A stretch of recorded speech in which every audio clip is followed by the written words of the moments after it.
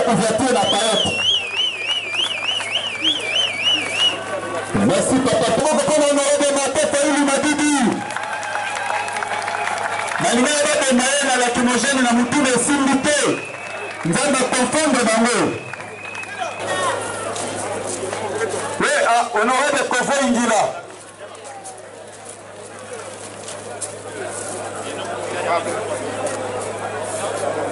Le conseil des sages. Peut-être que c'était arrivé à honorer de façon Mbazali Tomata. Mbazali Tomata, peut-être que nous avons copié le président du rassemblement. Peut-être que nous avons copié le président du rassemblement. Sécurité, bousculée de paix. Bousculée de paix, député, président. Attendre le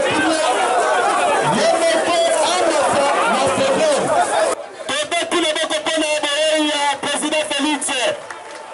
Merci, monsieur le président. Merci, monsieur le président.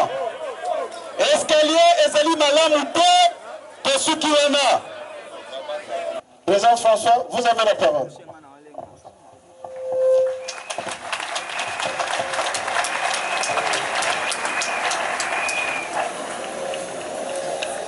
Rapport final des travaux du deuxième conclave du rassemblement des forces politiques et sociales acquises au changement, tenu à Kinshasa les 21 et 22 juillet 2017. Les 21 et 22 juillet 2017, le rassemblement des forces politiques et sociales acquises au changement s'est réuni en conclave à Kinshasa pour la deuxième fois depuis sa création. Point 1. Objet du conclave, participation et point à l'ordre du jour. L'objet de ce rendez-vous historique a été, d'une part, d'évaluer le parcours du rassemblement depuis son premier conclave, organisé à Kinshasa Limité le 14 octobre 2016, sous la haute direction de son leader charismatique d'heureuse mémoire, Étienne Tshisekedi Wamulumba, et d'autre part,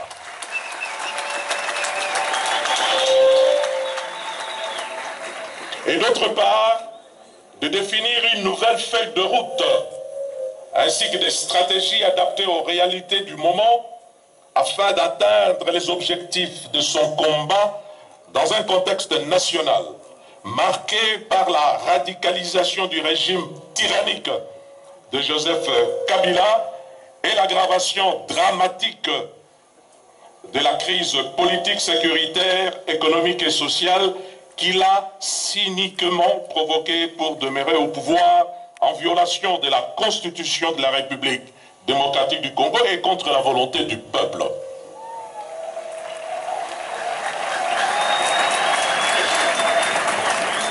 Le deuxième conclave du rassemblement a connu la participation active des délégués de ces 10 composantes.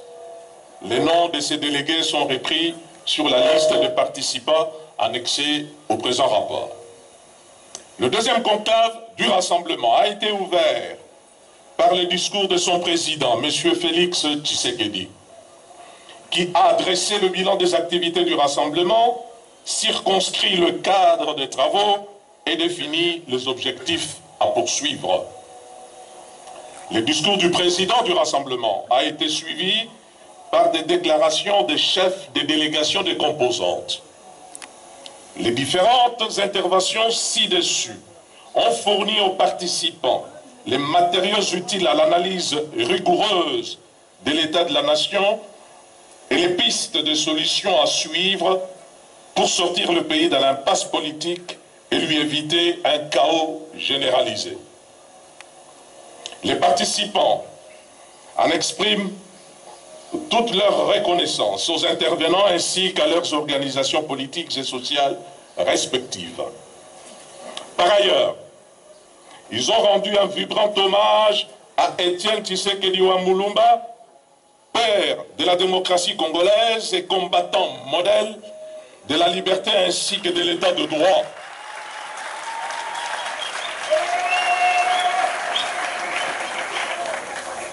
Notre leader, arraché brutalement à l'affection du peuple congolais le 1er février 2017.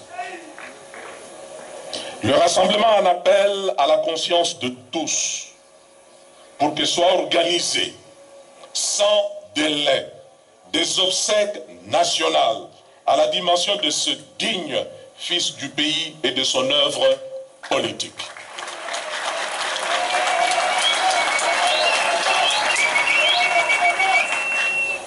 Un moment de silence a également été observé par les participants pour honorer la mémoire du patriarche Feu Mwando Simba, membre du Conseil des sages du Rassemblement.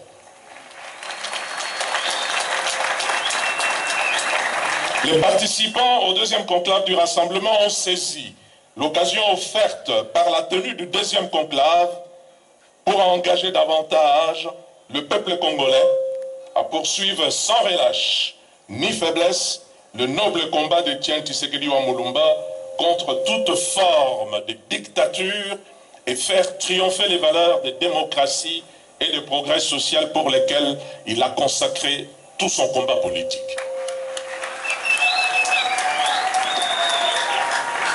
Dans le même sens, les participants ont salué la mémoire des victimes de la répression aveugle du régime dictatorial de Joseph Kabila, plus particulièrement celle des hommes et des femmes froidement abattus par le pouvoir au cours des manifestations pacifiques des 19 et 20 septembre 2016 et des 19 et 20 décembre de la même année, organisées à travers le pays à l'appel du Rassemblement pour défendre la Constitution de la République et exiger l'organisation des élections démocratiques dans les délais constitutionnels.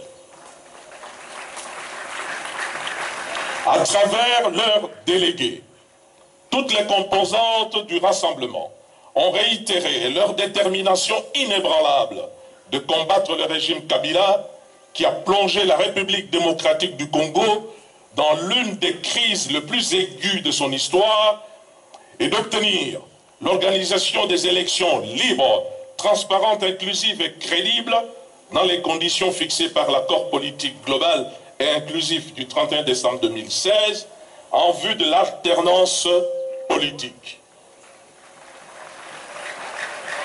À cet effet, elles ont pris dès le départ l'engagement ferme d'exécuter sans faille les conclusions et recommandations issues du deuxième conclave.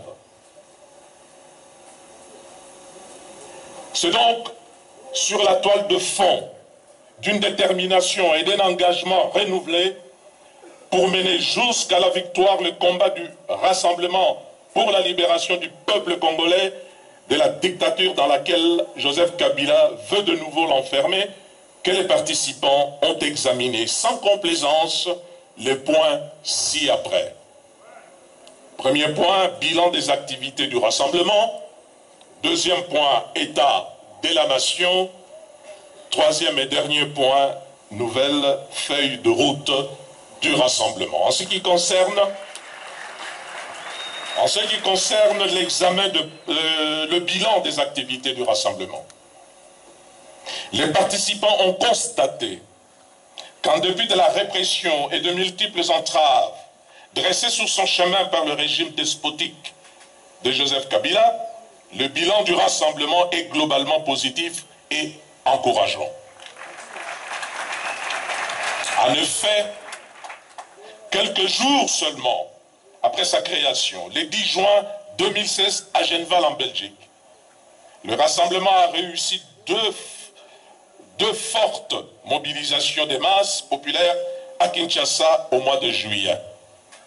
D'abord à l'occasion du retour triomphal de son leader et président du Conseil des sages, Étienne Tshisekedi Mulumba, accueilli par plusieurs millions de Congolais le 27 juillet 2016. Ensuite, lors du meeting historique tenu le 31 du même mois sur l'esplanade du stade des Martyrs de l'Indépendance avec une participation populaire de la même ampleur. Par la suite, répondant au mot d'ordre du rassemblement et grâce à ces actions de mobilisation, des foules immenses de Congolais sont descendus courageusement dans les rues de Kinshasa et de plusieurs villes du pays, les lundis 19 et mardi 20 décembre 2016, pour exprimer leur rejet de Joseph Kabila à la tête de la République démocratique du Congo et réclamer la convocation du scrutin pour l'élection du nouveau président de la République en remplacement de Joseph Kabila, dont le second et dernier mandat s'est achevé le 19 décembre 2016 à minuit.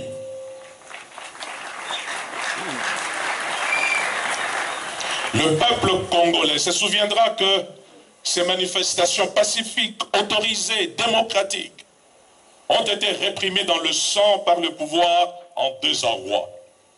Des centaines de nos compatriotes ont perdu la vie et d'autres ont été grièvement blessés par balles réelles, tirés à bout portant par les forces de l'ordre, sans compter les arrestations arbitraires, les rafles de jeunes, les condamnations pénales à la sauvette de plusieurs manifestants dans la pire tradition des régimes tyranniques.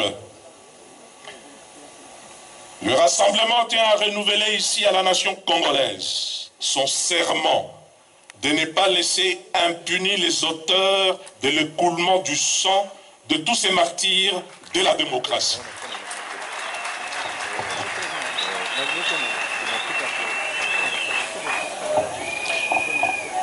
Le rassemblement renouvelle son serment de faire dédommager leurs familles en temps opportun et d'honorer leur mémoire en protégeant, quel qu'en soit le prix, l'ordre politique issu du dialogue intercongolais de Sainte-City et la Constitution du 18 février 2006 qui le porte. C'est dans cette perspective que le rassemblement n'a cessé d'intensifier les pressions internes sur Joseph Kabila et de mener des actions diplomatiques pour le contraindre, ses alliés et lui-même à respecter la Constitution, à libérer le processus électoral et à mettre fin à la dérive dictatoriale. Grâce à la participation active de l'écrasante majorité des Congolais et à l'accompagnement des États démocratiques au sein de la communauté internationale, ces pressions et actions ont permis de faire échec à la conspiration diabolique ourdie dans l'accord de la Cité de l'Union africaine du 18 octobre 2016 contre le peuple congolais par la majorité présidentielle et ses alliés, avec la complicité des sieurs et d'Emmer Kodjo, facilitateurs de triste mémoire, afin de donner à Joseph Kabila un troisième mandat présidentiel que la Constitution lui interdit pourtant. Grâce à la participation active de l'écrasante majorité des Congolais et à l'accompagnement des États démocratiques au sein de la communauté internationale, ces pressions et actions ont permis de faire échec à la conspiration diabolique ourdie dans l'accord de la Cité de l'Union africaine du 18 octobre 2016 contre le peuple congolais par la majorité présidentielle et ses alliés, avec la complicité des sieurs et d'Emmer Kodjo, facilitateurs de triste mémoire, afin de donner à Joseph Kabila un troisième mandat présidentiel que la Constitution lui interdit pourtant. Cependant, afin de préserver notre peuple contre un nouveau bain de sang que le pouvoir s'apprêtait à faire couler impitoyablement une fois de plus, et de donner la chance à une sortie pacifique de la crise, le rassemblement, fidèle à sa règle d'or de non-violence, a dû souscrire sans capitulation ni compromission à la tenue d'un dialogue politique véritablement inclusif, sous la garantie de la communauté internationale et l'a imposé à Joseph Kabila et à ses alliés. Tel est le sens profond de la démarche du rassemblement en s'impliquant sans complaisance et en toute lucidité dans les négociations politiques au centre interdiocésain de Kinshasa.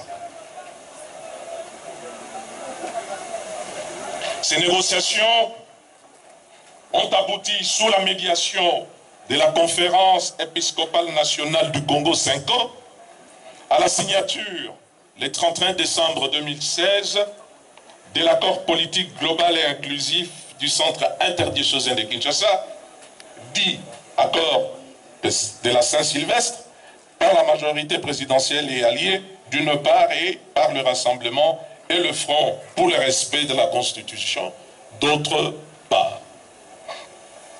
C'est ici les lieux pour le Rassemblement de rappeler que l'accord du 31 décembre 2016 est un dispositif juridique et institutionnel cohérent et indivisible, construit laborieusement est un dispositif juridique et institutionnel cohérent et indivisible, construit laborieusement par les composantes politiques et sociales représentatives des forces vives de la nation congolaise, dans l'unique but de conduire rapidement la République démocratique du Congo à des élections pacifiques, libres, transparentes, inclusives et crédibles. En plus, en attendant la tenue de ces élections, l'accord de la Saint-Sylvestre a le mérite de résoudre consensuellement la question de l'illégitimité généralisée de tous les membres des institutions en mandat électif causée par l'expiration de ces mandats et le blocage du processus électoral par Joseph Kabila. Pour l'essentiel, cet accord a édicté sans équivoque les principes fondamentaux ci-après. Respect absolu par tous de la Constitution et des lois de la République. Non-révision ni changement de constitution, ni par la voie parlementaire, ni par référendum pendant la période préélectorale et électorale.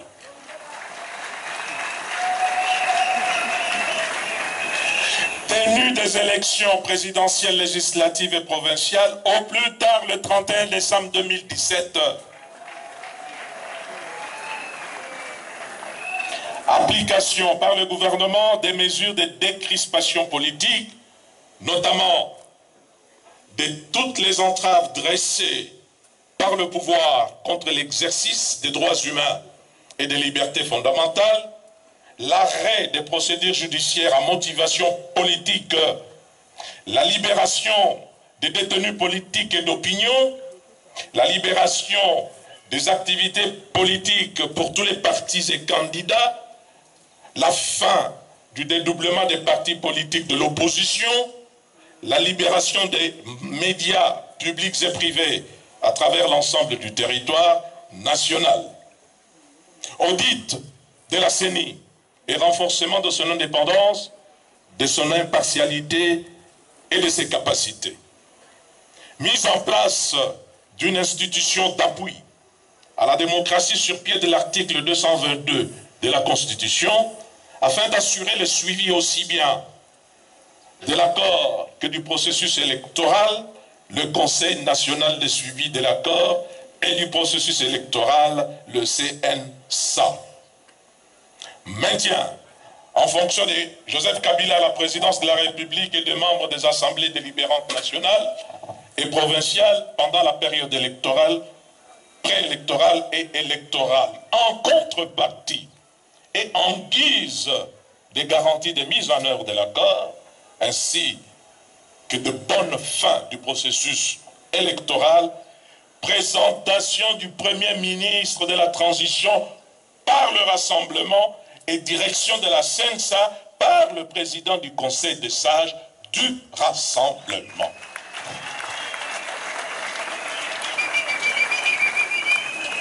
L'accord de la Saint-Sylvestre est dès lors apparu à tous, à la fois comme une avancée significative dans la direction du règlement pacifique de la crise politique et un espoir réel pour la tenue des élections véritablement démocratiques avant la fin de l'année 2017.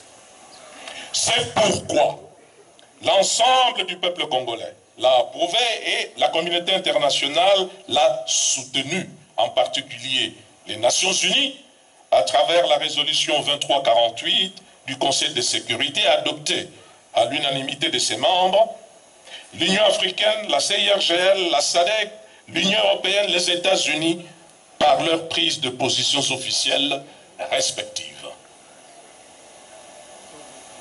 L'accord politique global inclusif du 31 décembre 2016 est incontestablement un acquis essentiel de la lutte du rassemblement pour la tenue en République démocratique du Congo des élections conformes à la Constitution et aux standards internationaux en la matière.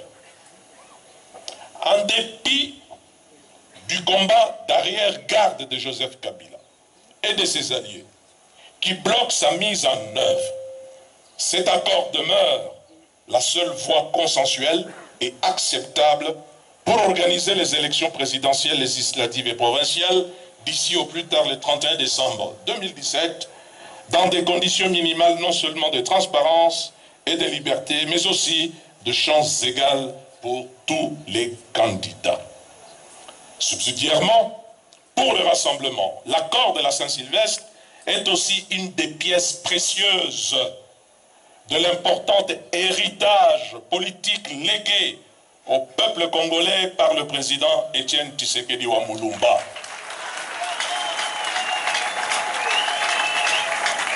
Cet accord est aussi le dernier acte de son combat héroïque pour la cause nationale avant d'étirer, hélas, sa révérence le 1er février 2017 à Bruxelles. Au risque de cracher sur la mémoire de son initiateur, le rassemblement ne peut en aucun cas cautionner le détricotage de cet accord.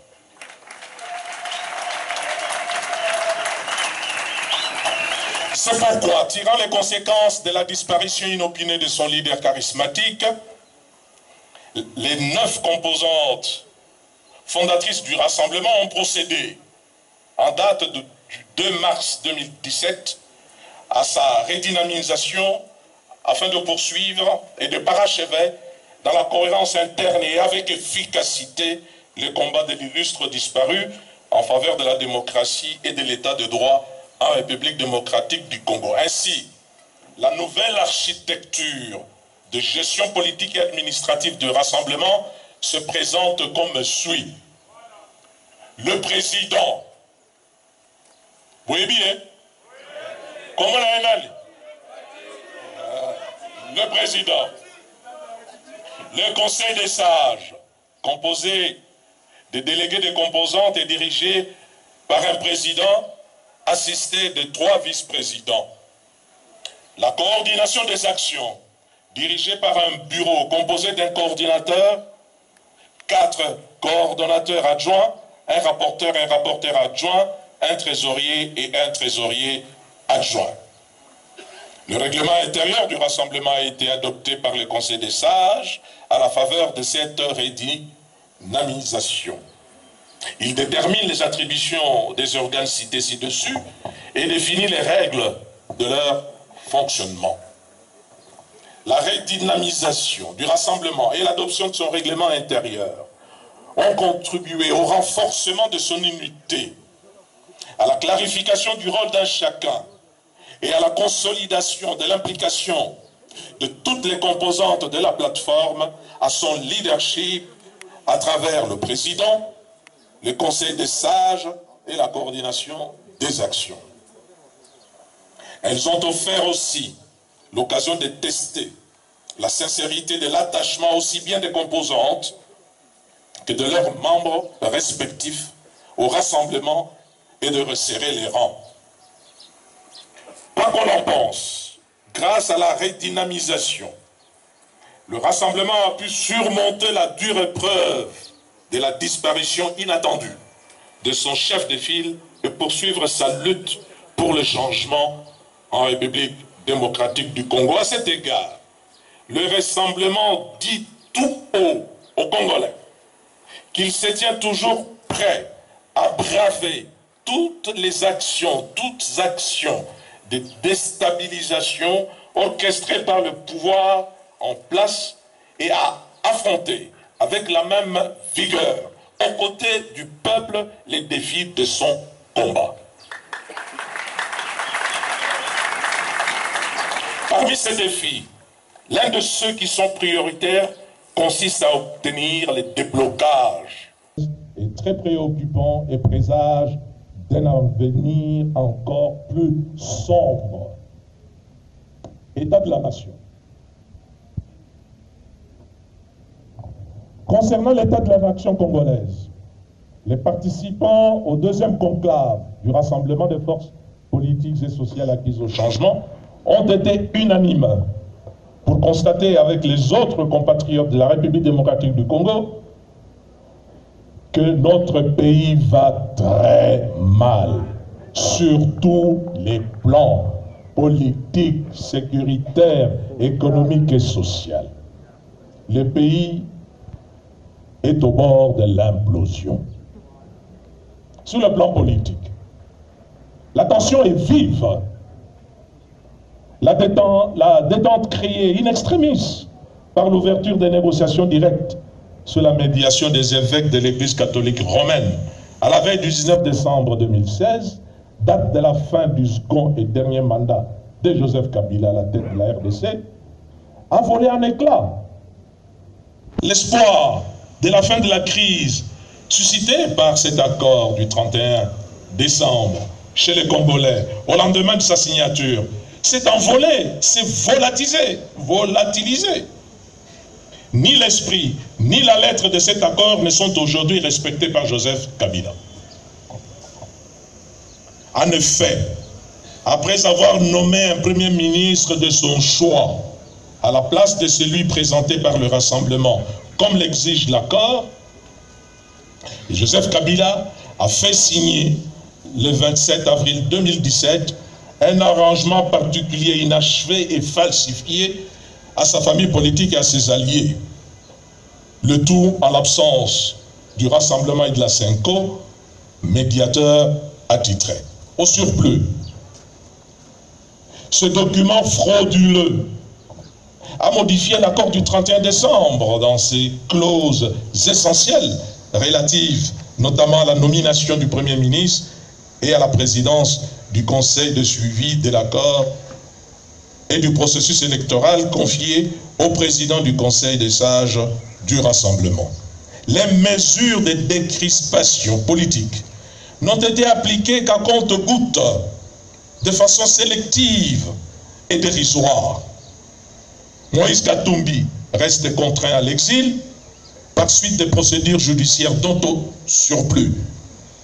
Le rapport d'enquête de la Senko a démontré qu'elles étaient une mascarade pour l'empêcher de se porter candidat à la prochaine élection présidentielle.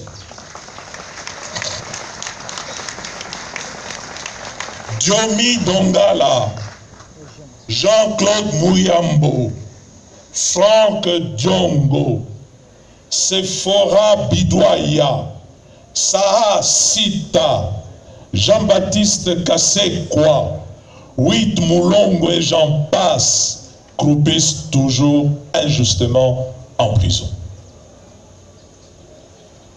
À Kinshasa, à Lubumbashi et à Goma, pour ne citer que ces villes les plus illustratives de la terreur du régime actuel, des centaines de combattants de l'UDPS, des militants et des partis politiques du Rassemblement, MSR, SID, UNAFEC, UNADEF, sont détenus arbitrairement et torturés dans les geôles obscures de la police nationale, de l'agence de renseignement, de la DEMIAB, tous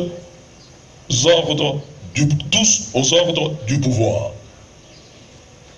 les restrictions aux libertés fondamentales ne sont pas encore levées. Les droits de l'homme font toujours l'objet de violations graves avec des services de l'État par les services de l'État en toute impunité. Les enlèvements, les arrestations et détentions arbitraires, les brimades et les tortures des opposants politiques ainsi que des acteurs de la société civile par des services de sécurité civile et militaires sont loin de cesser. L'espace politique demeure confisqué car les plateformes et partis politiques du rassemblement sont toujours interdits d'activité politique. On l'a vu hier en ce qui concerne l'organisation de notre conclave sur toute l'étendue du territoire national.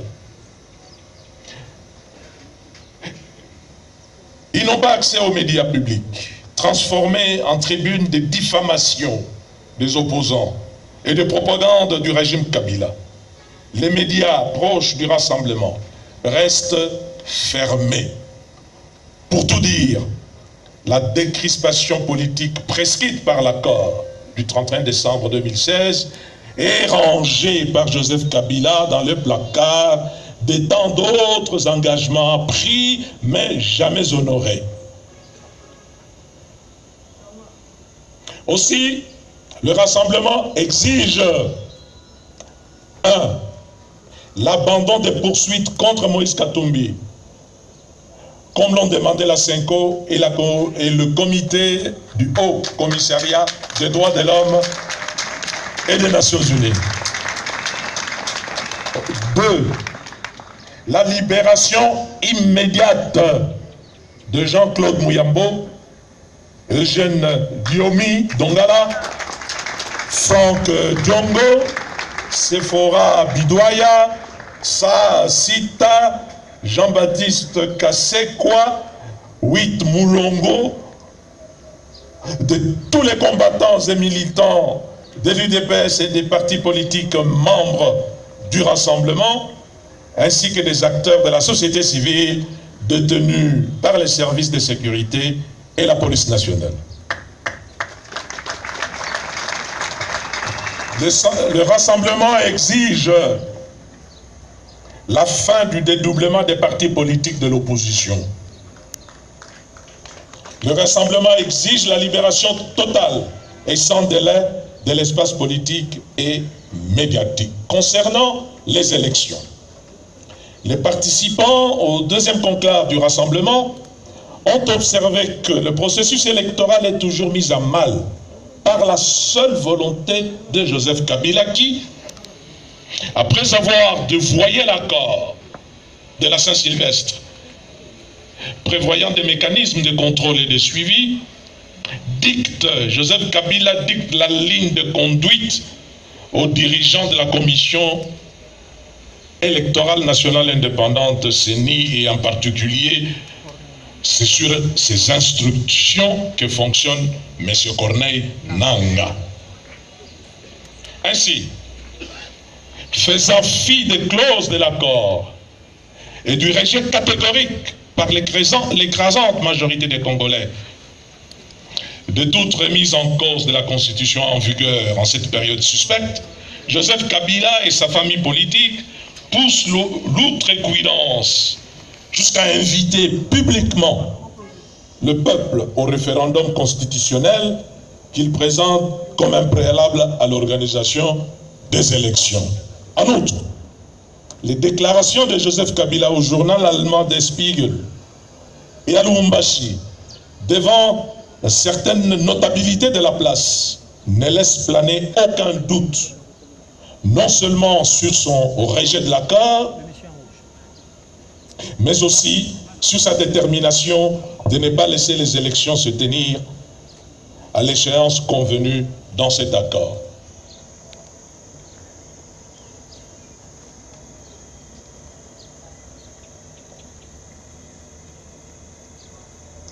À cet égard, l'annonce de l'impossibilité de tenir une quelconque élection au courant de cette année finie, fait à Paris, la déclaration faite à Paris, au début de ce mois de juillet 2017, avec beaucoup de suffisance par Corneille Nangaa, en parfaite intelligence avec son mentor Joseph Kabila, a levé tout équivoque quant au renvoi sine-die des élections présidentielles, législatives et provinciales.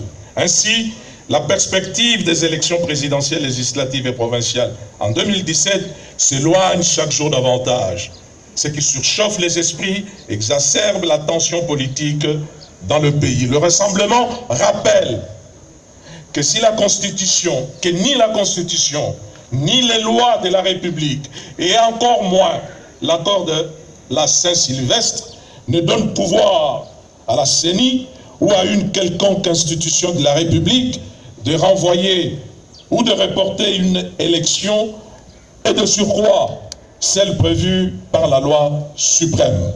L'accord politique n'a prévu que la possibilité d'ajustement de la séquence électorale à 3 scrutins initialement prévus s'il advenait un cas de force majeure qui ne permettrait plus au couplage de la présidentielle, législative et provinciale de se tenir. Le Rassemblement tient à indiquer clairement qu'il ne laissera pas Joseph Kabila et ses alliés continuer à narguer tous les temps le peuple congolais.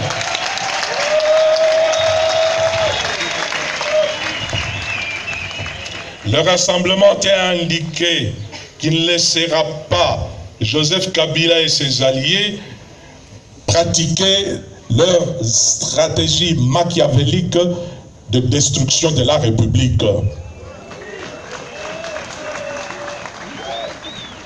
Le Rassemblement dénonce le cynisme et l'hypocrisie de Joseph Kabila et de sa famille politique qui prétendent appliquer l'accord politique de la Saint-Sylvestre, alors que, par ailleurs, ils s'emploient chaque jour à les pervertir et à les vider de sa substance. Le Rassemblement considère que ce faisant, Joseph Kabila et les siens ont apporté une fois de plus la preuve qu'ils ne sont pas des interlocuteurs fiables. Ils ne respectent ni la Constitution et les lois de la République, ni les accords signés de plein gré et affichent le plus grand mépris pour le peuple congolais, les résolutions du Conseil de sécurité des Nations Unies, les recommandations des institutions régionales et sous-régionales africaines et pour l'Union européenne, à laquelle pourtant la République démocratique du Congo est liée par un instrument international contraignant, l'accord de Cotonou.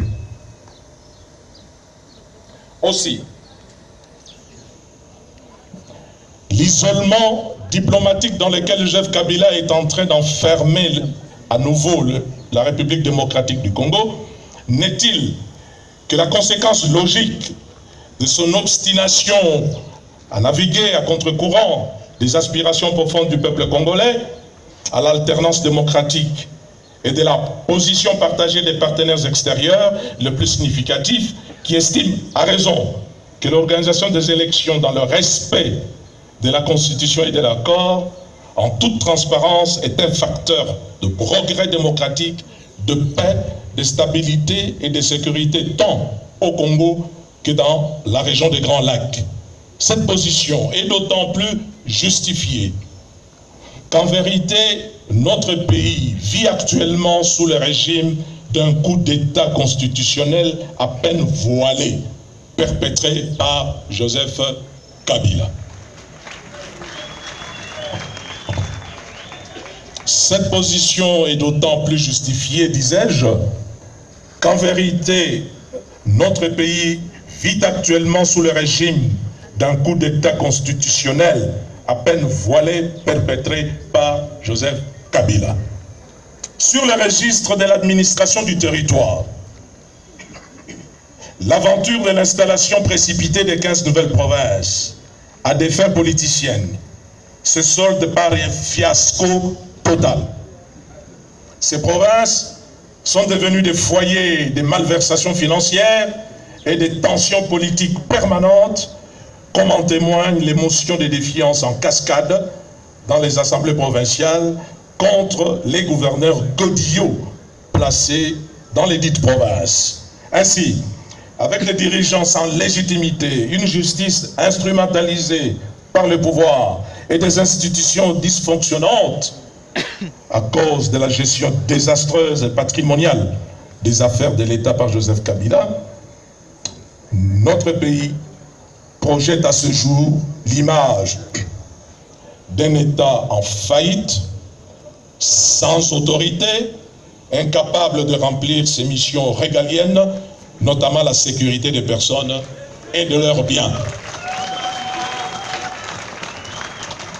Au plan sécuritaire, déjà quasi endémique à l'est du pays, l'insécurité a atteint son paroxysme au cours de 2 dernières années en atteignant la quasi-totalité du territoire national. En effet, au Nord Kivu, alors que les populations de Beni et de Lubero n'ont pas encore fini de pleurer les victimes des massacres cyniques de nos concitoyens prêtés aux rebelles de l'ADF NALU et de la LRA par le pouvoir, alors que les plaies ouvertes par le passage du M23 des tristes mémoires sont encore béantes, d'autres groupes armés et rébellions aux contours flous affrontent les forces armées congolaises, les FARDC, dans de violents combats à Beni et à Uvira. Le gouverneur du Nord Kivu lui-même y voit d'ailleurs un signe annonciateur d'une énième guerre civile ou d'agression aux gestations dans sa province. À Bunia, les conflits intercommunautaires et Malendo s'est rallumé et ses cendres pour des raisons encore non élucidées. Le rassemblement salue le courage et la détermination de nos vaillants militaires qui, en dépit des conditions de travail très difficiles, n'ont cessé au cours de 2 dernières décennies d'exposer leur vie, particulièrement à l'Est, pour sécuriser notre peuple, assurer l'intégrité du territoire national face à l'ennemi.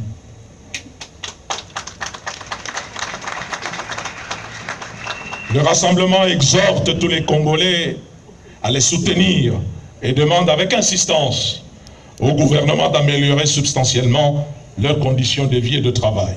Le rassemblement dénonce et condamne l'irresponsabilité du régime Kabila et son incurie quasi congénitale pour éradiquer le cycle infernal de violences répétées à l'est de la République démocratique du Congo, identifier les vrais auteurs et les punir.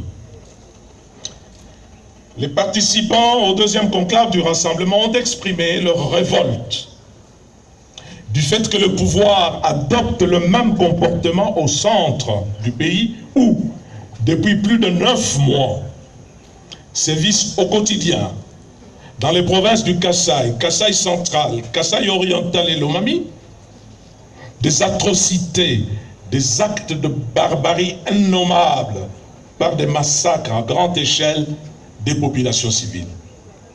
À Kinshasa, dans le Tanganyika, au Congo central, comme dans toutes les autres provinces affectées par les conflits, les confrontations entre communautés sont instrumentalisées et rallumées par les acteurs politiques bien connus du pouvoir, mais face auxquels l'État entretient une totale complaisance.